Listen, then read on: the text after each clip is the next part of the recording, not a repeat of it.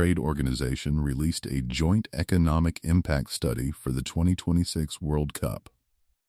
Their number: $80.1 billion in gross global economic output.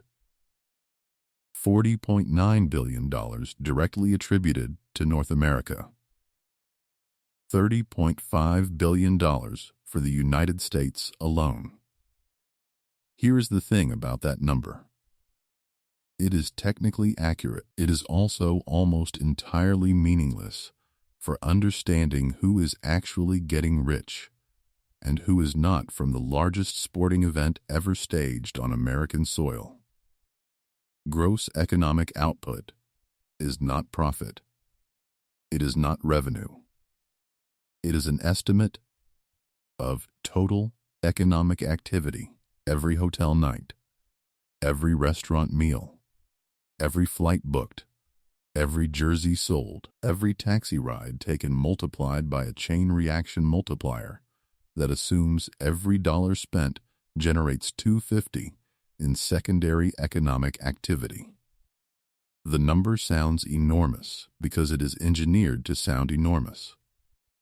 The question the number does not answer is, where does that money actually land, and who in each host city is holding it at the end of 39 days? That is what this video is about. Not FIFA's revenue, we covered that in a separate video. Not the ticket prices, we covered that too. This is about the street-level economics of hosting the 2026 World Cup. Who is winning in Dallas right now? Who is losing in Los Angeles? Why the hot dog vendor outside MetLife Stadium is going to have the best month of his life, and why the Italian restaurant 3 blocks from the stadium may not. Let's start with the obvious winners. Because some of the conventional narrative is true, and being honest about what is real is the only way to make the rest of the argument credible. Hotel performance in the host cities is genuinely extraordinary. Tourism Economics projected that average daily room rates in U.S. host cities would increase 200 to 300% during match weeks. In practice, the numbers are consistent with those projections. Hotels in Dallas, Miami, Houston, and Atlanta are reporting record occupancy rates and revenue per available room. The New York and New Jersey market, which is hosting the final at MetLife Stadium, announced a projected $3 billion in economic impact for the region, and hotels are capturing a significant share of that. The math for a hotel owner is simple and favorable. If your average nightly rate is $200 and you raise it to $500 for 10 days of tournament activity in your market, and your occupancy stays full, which it is, you have just tripled your revenue for that period without changing a single thing about your business. The World Cup brought the customers to you. You set the rate. There is no cleaner windfall in the hospitality industry. The Airbnb and short-term rental market is performing similarly. Hosts in host cities are pricing at 3 to 5 times their normal rates, and occupancy is high. The platform is capturing a transaction fee on every booking. The entire short-term accommodation market is experiencing a once-in-a-generation pricing event. Airlines' air travel demand into host cities has surged. Major carriers deployed larger aircraft wide-body planes, typically reserved for transcontinental and international routes, on domestic routes to Dallas, Miami, Houston, and Los Angeles. Long-haul international routes to North American host cities saw the kind of demand spike that justifies premium pricing. Tourism Economics reported air travel forecast increases directly tied to the tournament, and the airlines are pricing accordingly. A fan flying from São Paulo to Dallas for group stage matches. A supporter from South Korea routing through Los Angeles.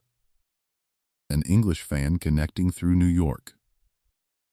Every international routing into a host city during tournament weeks is a premium fare opportunity for the carrier that owns the route. And unlike FIFA's broadcasting or sponsorship deals, airline revenue from this tournament has no cap. Every unsold seat they fill at a surge price is pure incremental revenue. Retailers and Merchandise California alone is projected to gain over $1 billion in additional consumer spending, according to FIFA and W2 data. Souvenir shops, sports merchandise retailers, convenience stores near stadiums, fan zone vendors, the entire retail ecosystem within walking distance of match venues is experiencing unprecedented foot traffic. A replica jersey retails for $90 to $150. A team scarf is $25 to $40. A fan walking into a host city with money to spend, looking to express their national identity, is a retail opportunity that local businesses near the action are capturing aggressively. Here is where the economic impact story gets complicated. And this is the part that the $80 billion headline does not explain. The crowding out effect economic research on mega events has consistently identified what is called the crowding out effect, the phenomenon, where the spending of tournament visitors displaces, rather than supplements, the spending of regular tourists and local residents. When Dallas hotel rates triple for match weeks, the business traveler who would have booked that hotel for a conference reschedules. The leisure tourist who might have visited Dallas in June chooses a different month or a different city. The World Cup fills the hotels, but it empties a specific set of customers who would have been there anyway. Tourism Economics noted in its analysis for host cities that the United States is expected to see a 3.7% rebound in international overnight travel in 2026, with roughly 1/3 directly linked to World Cup events. 1/3. That means 2/3 of the tourism recovery is happening for other reasons. The World Cup's contribution to the overall travel economy net of displacement is meaningful, but far smaller than the gross output number implies. Research by Natixis on the broader economic impact of the 2026 World Cup suggests the impact may be relatively modest once displacement is accounted for. Their analysis echoes what every serious economist who has studied mega-event economics has found. The gross spending number overstates the net economic benefit because regular economic activity is crowded out by the event itself. The leakage problem, the second complication, is what economists call leakage, the portion of event-related spending that leaves the local economy rather than circulating within it.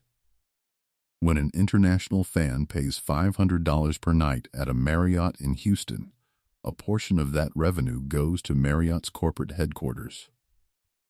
The booking fee paid to Booking.com or Expedia exits the local economy entirely. The airline ticket purchased from a European carrier routes revenue to Frankfurt or London. The FIFA official resale platform fee 15% from buyer and seller routes to Zurich. This is the structural difference between large-scale economic activity and local economic benefit. The $80 billion gross output figure includes every dollar that touches North America in any way during the tournament. It does not distinguish between revenue that stays in Dallas neighborhoods and revenue that routes through a platform headquartered in California before ending up in a European corporate account. These are very different economic outcomes for the people who actually live in the host cities. The local restaurant problem here is the specific economic story that gets almost no coverage because it does not generate a press release. Consider a restaurant in the vicinity of a host city stadium.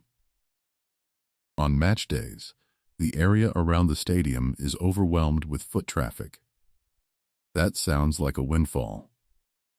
But the foot traffic is not restaurant traffic, it is pre-match foot traffic moving toward the stadium, and post-match foot traffic moving away from it. In between, FIFA's concession arrangements mean that significant food and beverage revenue is captured inside the venue by FIFA-controlled or FIFA-approved concessionaires, not by the independent restaurant outside.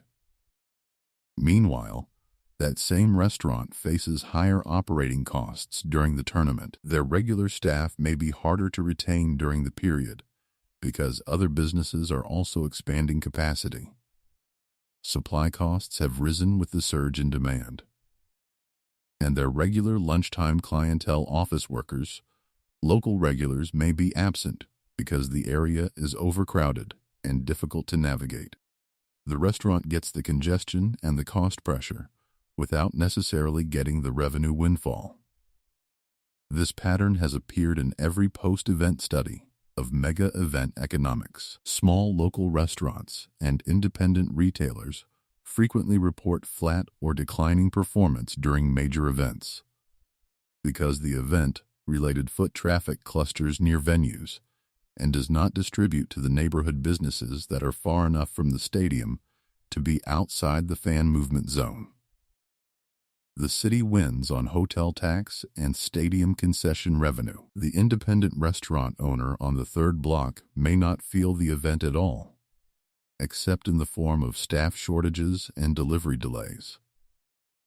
So let's be specific about who at the street level is actually capturing meaningful economic benefit from the 2026 World Cup.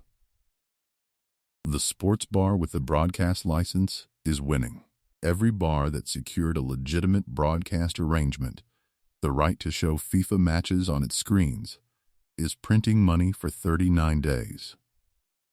The combination of match viewing, alcohol sales, and the social experience of watching football with other fans in a public setting is one of the few street-level economic opportunities the World Cup reliably creates. Bars in host cities with large screens, adequate capacity, and a reputation for atmosphere are reporting multi-month revenue records in single weeks. The stadium-adjacent vendor is winning. The food and merchandise vendor within 3 blocks of a match venue captures an extraordinary concentration of foot traffic in a compressed time window. Hot dogs, jerseys, scarves, street food of every description, the concentration of 70,000 to 100,000 people moving to and from a stadium in a 2-hour window is an opportunity that does not exist in most commercial contexts.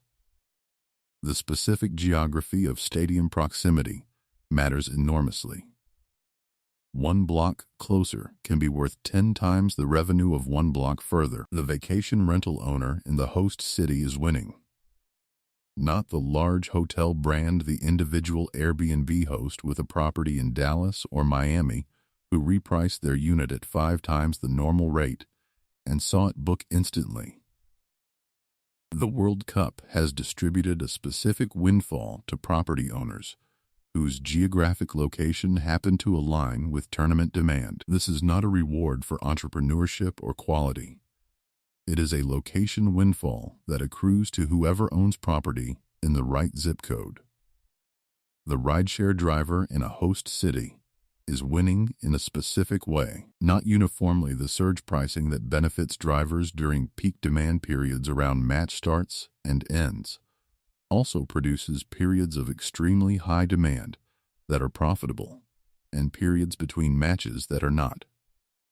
But the aggregate earnings for rideshare drivers in host cities during tournament weeks are meaningfully above their normal baselines, and the incremental hours available are significant for drivers who choose to work them. Cities hosting knockout round matches are winning at a fundamentally different level than cities hosting only group stage matches. Each host city is expected to see $300 to $800 million in direct economic impact. But that range is heavily skewed by which rounds are hosted. The New York and New Jersey market, hosting the final, announced $3.3 billion in projected economic impact for the region, a figure that is driven by the premium attached to the final match, the global media presence in the city for that event, and the concentrated hospitality demand around a single weekend. A city hosting 3 group stage matches generates a fraction of that impact, because the fan behavior, the stay duration, and the spending level are all lower for group matches than for knockout rounds. Now step back and look at the longer arc.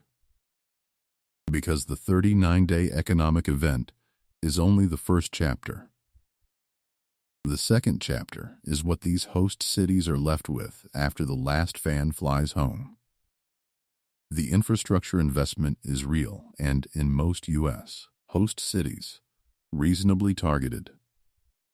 Unlike Brazil in 2014 or Qatar in 2022, the 2026 hosts are largely using existing venues and making targeted upgrades rather than constructing entirely new infrastructure. AT&T Stadium in Dallas received $295 million in upgrades. SoFi Stadium in Los Angeles, Mercedes-Benz Stadium in Atlanta. These are renovations to facilities that will host NFL games and major events for decades after the World Cup concludes. The infrastructure cost is not sunk into event-specific venues that will sit unused. It is invested in venues with long commercial lives. The tourism legacy is also real, but requires realistic framing. Research on mega-event tourism legacies consistently finds that the event creates genuine global visibility for host cities that can drive return visits and convention bookings in subsequent years. A fan who visits Dallas for the World Cup and has a positive experience may return for leisure or business travel in 2028. The brand impression created by global broadcast coverage FIFA says 1.5 billion people watched the 2022 final provides marketing reach that no city could afford to purchase independently. These effects are real.